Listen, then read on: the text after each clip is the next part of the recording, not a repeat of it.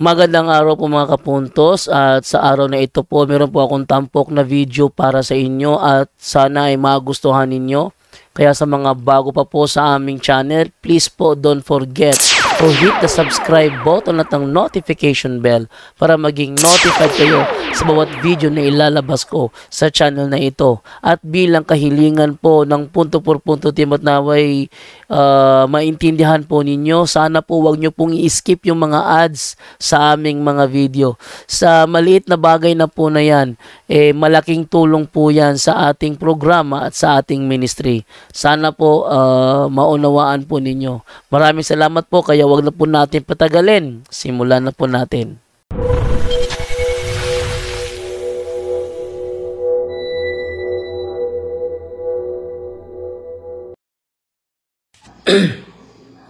Hello mga kapatid.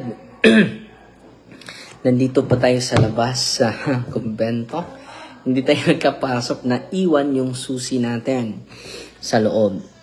But before that, ito yung isi-share ko sa inyo. Maganda po ito na storya mga kapatid. Exorcism moment po ito. At marami kayong matutunan nito. So ito yung isi-share ko sa inyo. Okay, kumusta po kayo? At sana po ay ang pag-ibig at ang kapayapaan ni Kristo ay maghari sa ating isipan at sa ating puso, mga kapatid. Nanood sa atin si Kyle Lidama Molena. So ito yung isi-share ko sa inyo mga kapatid. Curses in marriage. So maraming mga nangyari nito. At isi-share ko po ito sa inyo. Father Vince Lampert, Exorcist of Indianapolis. No? A curse is the opposite of a blessing. Ano itong curse? A curse is the opposite of a blessing. when one is blessed, he is commended to God. When he is cursed, he is commended to the devil. Yun ang kaibahan sa blessing and curses. Curses come in various forms and from various sources. Father Gabriel Amort said that powerful curses are cast during special occasion like wedding and birthday. Kailan pala ito mangyayari, yung mga curses? Special occasion. Example, wedding and birthday. So sana makinig kayo para meron tayong matutunan dito. It can happen that there are parents who curse their son or daughter because they don't like the one he or she is going to marry. The most common curse is when a mother or father says, if you marry him or her, you will really crawl on the ground. Kung magpakasal ka, anak niya, magkamangjug ka sa yuta. No? It is a curse. Couples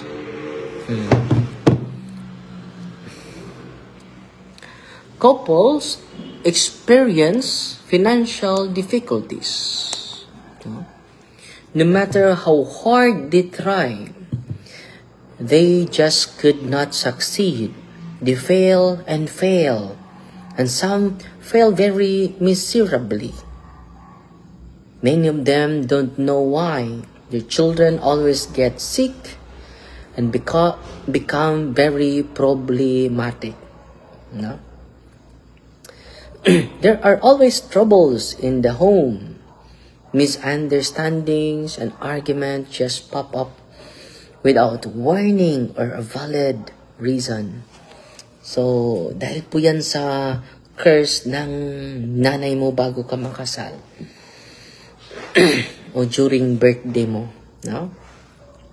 I have a case of a woman who is possessed by 6 high-ranking demons of hell together with that cherub who wanted to be like the Most High. She said she is married to a good man, but their marriage is fraught with financial and even with posterity problem. Grabe yung financial crisis, grabe din yung grabe din yung mga problema. 4 years now, they still don't have a child. They have a small business, but it always fails. The devil always weakens. It's time she prepares to go to her store. One time she was advertising her product online, but she was pushed by a known force. I saw it. So grabe no, tinulak siya. Upon investigation, her guardian and her close relatives cursed her marriage. Yung guardian niya at yung close relative niya, kinukurs pala yung marriage nila. Her husband too was cursed by his mother. So back to back pala itong curse na ito. Saying that their marriage will not give them financial blessing. So it was you and I against the world affair. No? It is a sad story. No? So kinukurs pala yung asawa niya sa kanyang mga relatives at sa kanyang guardian. And then yung husband niya kinukurs din sa kanyang ina. No? Grabe. Back to back yung curse. No? In one exorcism, as the devil was commanded to depart and not to disturb the victim anymore, her family and her environment, he exclaimed with great fury, "No! I will continue to disturb her." Yun ang sabi ng demonyo, dili jud ni mo ayo sa iyang negosyo. She will never succeed in her business. Yun ang sabi ng demonyo. More talks, more mistakes. As the devil talks and talks, he exposes his sin, which is his weakness. It is to the advantage of the exorcist if the devil is talkative, because it reveals many things that would help in liberation of the victim. So makatulong yon yung mga sinasabi ng demonyo. Makatulong po yun dahil na tayo na yun ang doorway ng demonyo, no? One problem, though, of a talking demon, isa lang problema dyan sa mga talking demon, is that he can tell your sins or those of the team.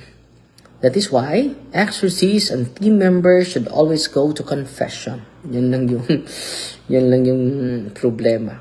It was only a few months later that it was discovered that most evil of curses was cast on their array. Yung array nila, no? The very symbol of fidelity and material blessing and marriage was cursed. Whoever did this was a witch or aided by a witch. No?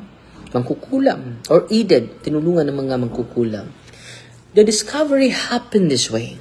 Paano ba ito na-discovery ng exorcist na ito? One day, the victim told me that there is something in their array. So, yung pera nila, sa kasal nila.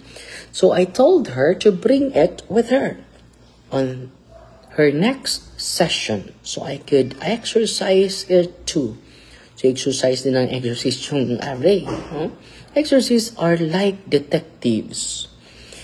They try every possible way to find the enemy to defeat him. Kailangan ma-detect natin yung mga cursed object, mga kapatid. So, patuloy. During the session, I ordered that the array be placed beside the victim.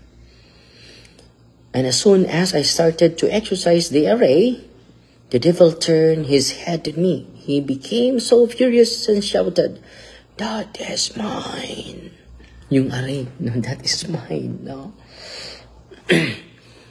In spiritual warfare, possession is very important. Father-child reproduce, no? So take note, in exorcism, spiritual warfare, possession is very important. Kaya nga, parang detective yung yung mga exorcist. No? I thank God that I finally found the culprit. Ito na pala, ng cursed object. The cause of the material disgrace and even of the possession is now discovered. Now the purse becomes so specific.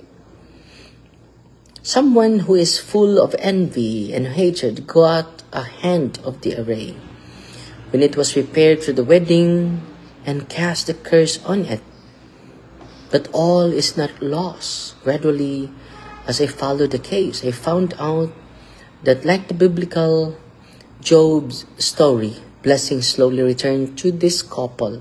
Bumalik na yung kaganahan, no?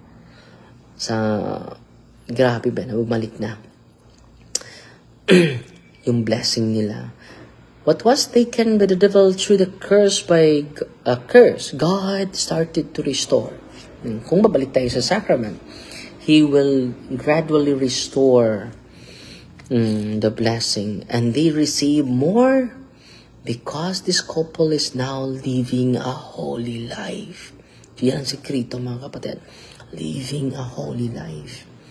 After discovery, I started to ask couples to submit their array and wedding rings to the parish office days before the wedding, so I can say deliverance prayer on these things.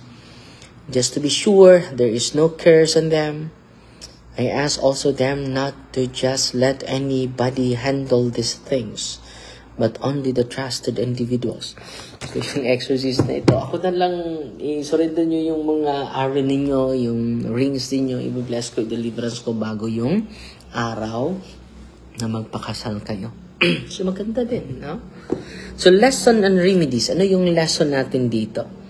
Parents should never curse their children no matter how rebellious they are. The effects of their curse are so devastating and they will last for generations.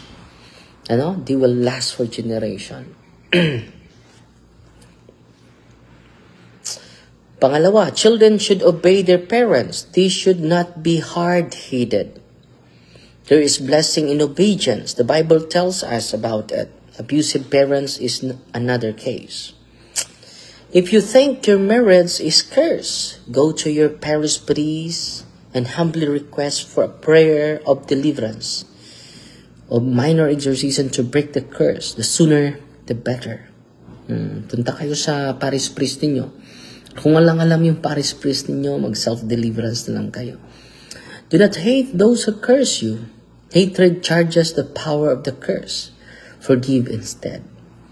So do not hate those who curse you. Hatred charges the power of the curse. So ma-intensify yung power ng demonyo kapag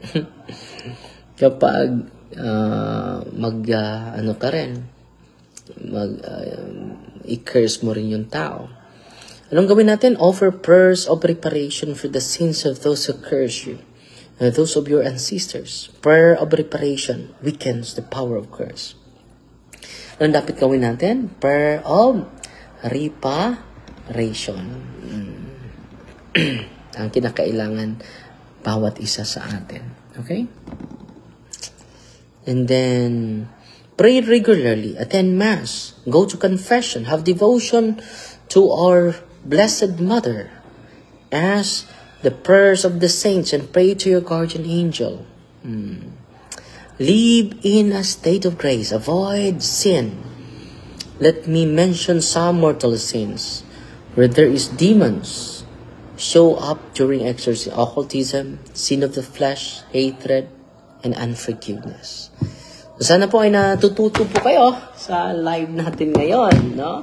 Good evening, Father. Please include me in your prayer. I'm from Pagidan City, Sising Duenas.